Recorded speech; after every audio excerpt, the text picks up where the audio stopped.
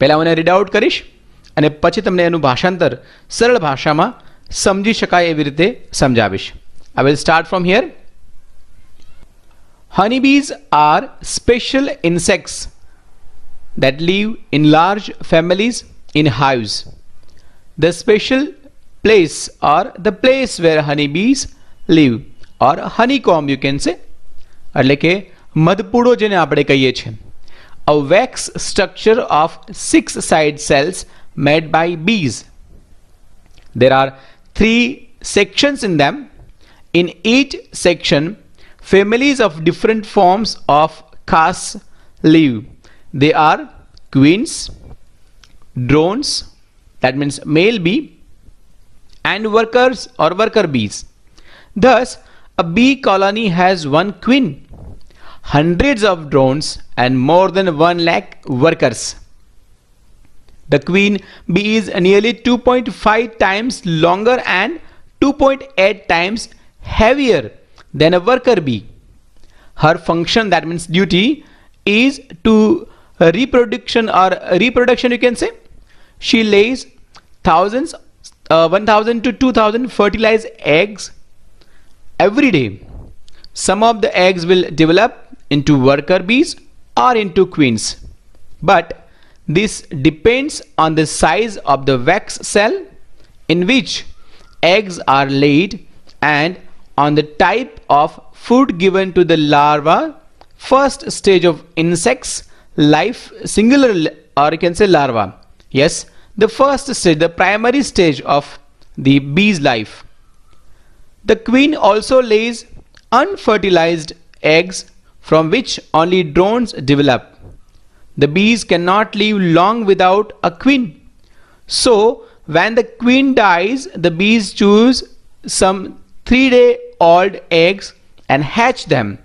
From that pearl-like egg, a larva comes out. It is taken to a big wax cell and fed with royal jelly, sweet substance produced by worker bees. Therefore, it develops into a queen. પહેલા જ સ્લાઇડની અંદર એક અદ્ભુત structure બનાવનાર અદ્ભુત કામદારો, પરંતુ એનાથી પણ વિશેષ એનું સામાજિક જીવન, એની સોસાયટી વિશેની વાત છે. તમને કદાચ જાણીને અચંબો થશે, એવી સરસ માની વાત છે. જોઈએ શું કહે છે કે મધમાખીઓ એક વિશિષ્ટ કીટકો છે. તેઓ મધપૂડામાં મોટા કુટુંબમાં રહે છે. એટલે સામાજિક જીવન તમે જોશો કે કુટુંબમાં સાથે મળીને રહે છે. તેમનામાં 3 વિભાગ હોય છે. દરેક વિભાગમાં જુદા જુદા સ્વરૂપે કે જાતિના કુટુંબો રહેતા હોય છે. જેમ કે રાણીઓ, નર મધમાખ અને કામદાર મધમાખીઓ.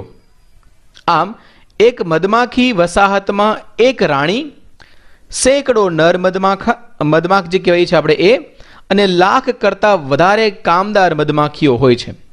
તો તમે જોવો છો એની સોસાયટીના સ્ટ્રક્ચર શું છે કે રાણી છે, પુરુષ મધમાખી છે અને જે કામદાર વર્ગ છે એ છે. રાણી મધમાખી કામદાર મધમાખી કરતાં લગભગ 2.5 ગણી લાંબી અને 2.8 ગણી વજનદાર હોય છે. તેનું કાર્ય પ્રજોત્પાદન કરવાનું છે, મતલબ કે બચ્ચાઓને જન્મ આપવાનું સૌથી વધારે કાર્ય એનું એ છે. તે દરરોજ 1000 થી 2000 ફલિત ઈંડા મૂકે છે.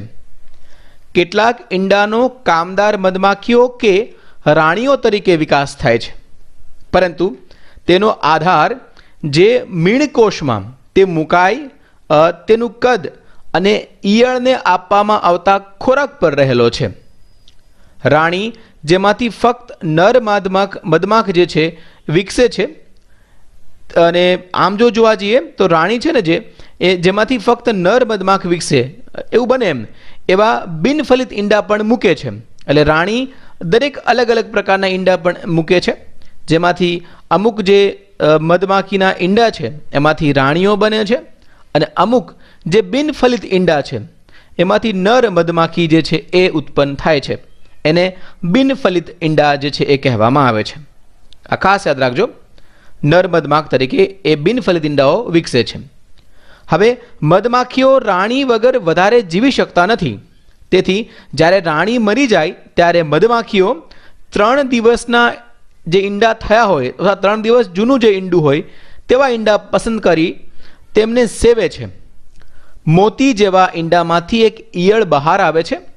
તેને મોટા કદના મીણકોશમાં લઈ ત્યાં ઉત્તમ રસથી પોષવામાં આવે છે. તેથી તે રાણી બને છે.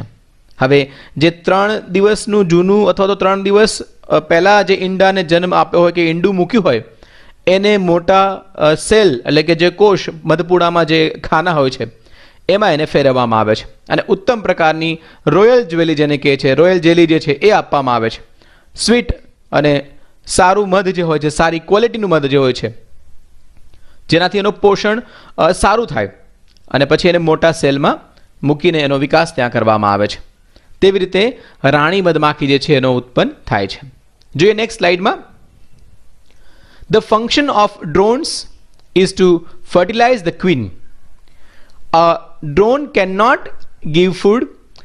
Here it is. A drone cannot get food for himself.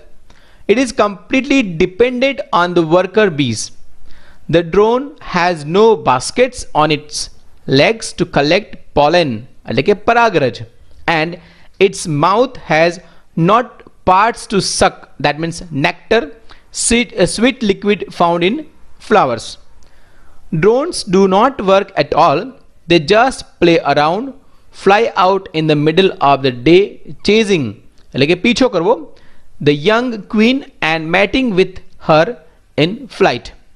શું કહે છે કે નર મધમાખ જે છે એનું કાર્ય રાણીને ફલિત કરવાનું હોય છે. નર મધમાખ પોતે ખોરાક મેળવી શકતો નથી. તે સંપૂર્ણપણે કામદાર મધમાખીઓ પર આધારિત છે. નર મધમાખને પરાગરજ એકઠી કરવા માટે પગમાં કોથળીઓ હોતી નથી. એને જે ફૂલ રસ ચૂસવા માટે મોઢામાં કોઈ અવયવ હોતો નથી. નર મધમાખ જરા પણ કામ કરતા નથી. તેઓ ફક્ત જે રાણી છે અથવા તો જે ફિમેલ્સ છે એની આજુબાજુ રમે છે કે ફરે છે. મધ્યાહને યુવાન રાણીનો પીછો કરતા અને ઉડ્ડયનમાં તેની સાથે સંવનન કરતા બહાર ઉડ્યા કરતા હોય છે. તો મધમાખી જે છે પુરુષ મધમાખી એનું કામ માત્ર ને માત્ર જે ક્વીન છે એને ફર્ટિલાઇઝ કરવાનું હોય છે. ક્વેશ્ચન છે કે what is common between a bee colony and a human community? મધપૂડા અને માનવ સમુદાય વચ્ચે શું સામ્ય છે? Just think over that and answer to the question. જોઈએ આપણે શું કહે છે. Here it is the next paragraph. Worker bees spend their whole short lives in tireless labor. They have no childhood. From the 3rd day of their life, they have to clean the walls and floors after the young bees go out. From the 4th day, they became house bees and feed other bees with honey and pollen. From the 7th day, they starts producing royal jelly.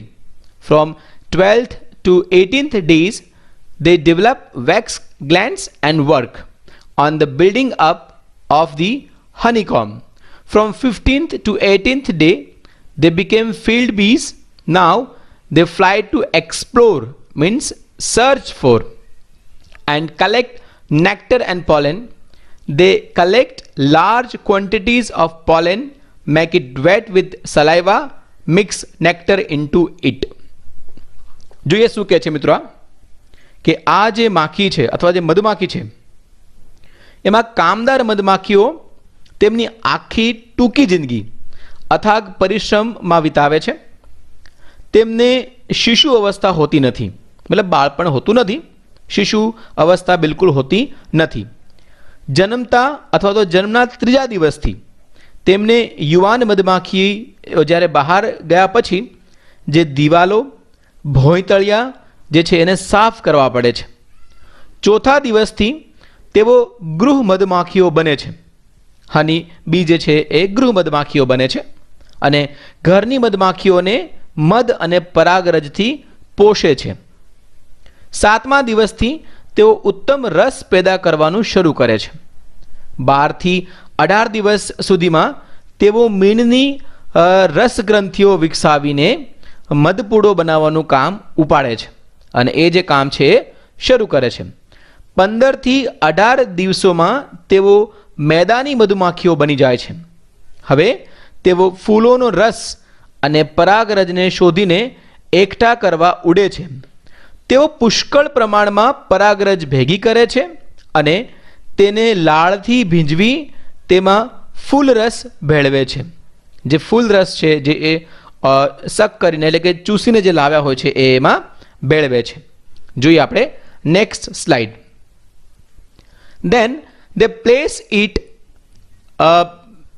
what they જે એને જે પેલું ફૂલરસ ભેળવે છે એની પછી એ શું કરે છે કે then they place it in special hollows or baskets in their hind, that means back side, between the legs you can say, or hinds legs.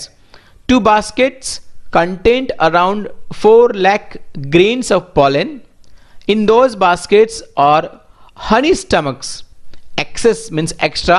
Water is observed, that means taken in, and to that mixture, that is enzymes, a type of chemical you can say, and organic acids are added from the bee's body.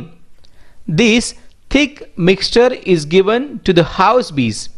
They again store it in their honey stomachs you can say, and again there is same chemical process. Thereafter the house bee finds an empty cell in the honeycomb and deposits the nectar there. It is still not honey. Nectar contains 40 to 80% of water in it, whereas honey has only 18 to 20%. This nectar is transferred from one cell to another for several times. Moreover, a group of bees fan their wings at a speed of 4600 times in a second of evaporate, that means turn liquid into gas, that is બાષ્પીભવન જેને આપણે કહીએ છીએ water. Thus the nectar turns into brownish honey. શું કહે છે friends? આ જે પ્રોસેસ છે માઇન્ડ બ્લોઈંગ પ્રોસેસ છે. ટેકનિક તમે જુઓ એમાં કેટલી મહેનત કરવી પડે છે અને આપણે કેટલું આસાનીથી એક મધપૂડાને પથ્થર મારીને મધ જે છે એ લઈ લેવાની ઉતાવળમાં હોઈએ છીએ, એને કેટલું નુકસાન કરતા હોઈએ છીએ. જોઈએ આપણે એ પ્રોસેસ કે મધ કેવી રીતે બને છે.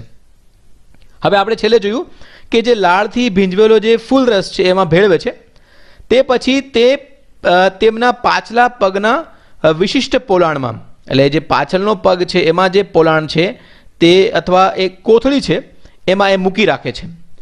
2 કોથળીમાં આશરે 4 લાખ જેટલા પરાગરજના દાણા સમાય છે. તે કોથળીઓ અથવા જે મધ જઠર, એ મધ જઠરમાંથી વધારાનું પાણી શોષાઈ જાય છે. પછી એ મિશ્રણમાં મધમાખીના શરીરમાંથી પાચન રસ અને ઓર્ગેનિક એસિડ એ ઉમેરાય છે. આ ઘટ્ટ મિશ્રણ ગૃહ મધમાખીઓને આપવામાં આવે છે. તેઓ ફરીથી તેને તેમના મધ જઠરમાં સંગ્રહે છે અને ફરીથી એવી જ રાસાયણિક પ્રક્રિયા થાય છે. ત્યારબાદ ગૃહ મધમાખી મધપૂડામાં ખાલી કોષ શોધી કાઢે છે અને તેમાં ફૂલ રસનો સંગ્રહ કરે છે. હજી તે મધ બન્યું નથી. ફૂલ રસમાં 40 થી 80% પાણી હોય છે, જ્યારે મધમાં તો 18 થી 20% હોય છે, અથવા તો જે મધ છે, જે પ્યોર મધ જે બને એમાં માત્ર 18 થી 20% જ હોય છે પાણી. આ ફૂલ રસની એક કોષમાંથી બીજા કોષમાં અનેક વાર ફેરબદલી કરવામાં આવે છે. એટલે કે જે મધપૂડાના ખાના હોય છે એમાં એક ખાનામાંથી બીજા ખાનામાં કેટલી વખત એને ફેરવવામાં આવે છે.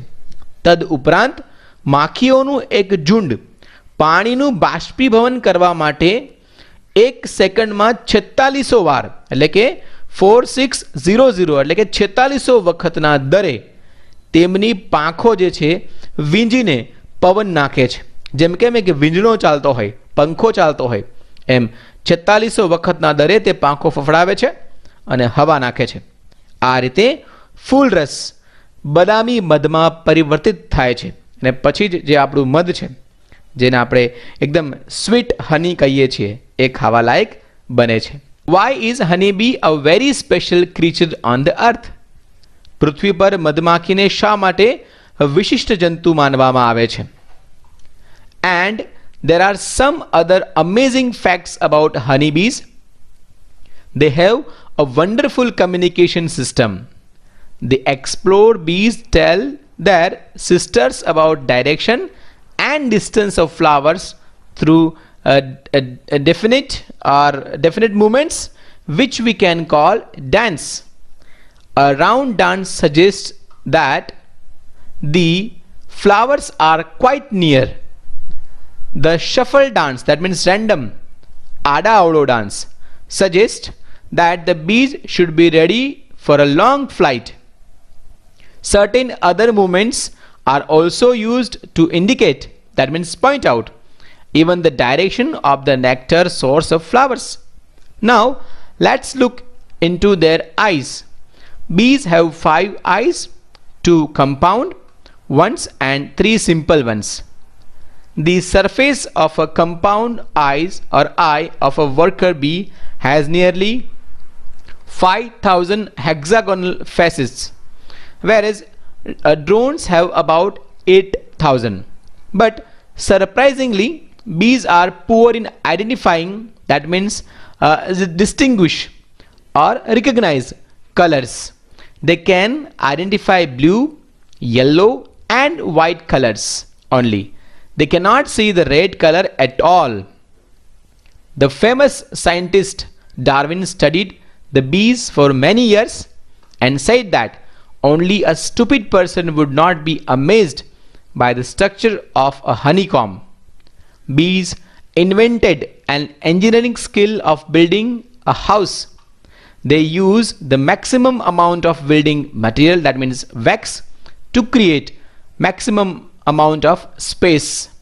અદ્ભુત વાત કરી છે ફ્રેન્ડ્સ. શું કહે છે કે મધમાખી જે છે એ એક વિશિષ્ટ પ્રકારનું પ્રાણી અથવા તો પૃથ્વી પર મધમાખીને શા માટે એક વિશિષ્ટ જંતુ કહેવામાં આવે છે એની વાત કરીએ આપણે હવે. કે મધમાખીઓ વિશે બીજી કેટલીક આશ્ચર્યકારક હકીકતો છે.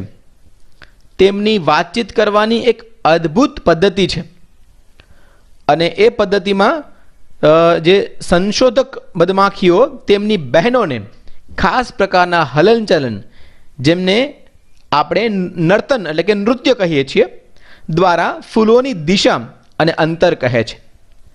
ગોળ ગોળ નર્તન સૂચવે છે કે ફૂલો તદ્દન નજીકમાં છે.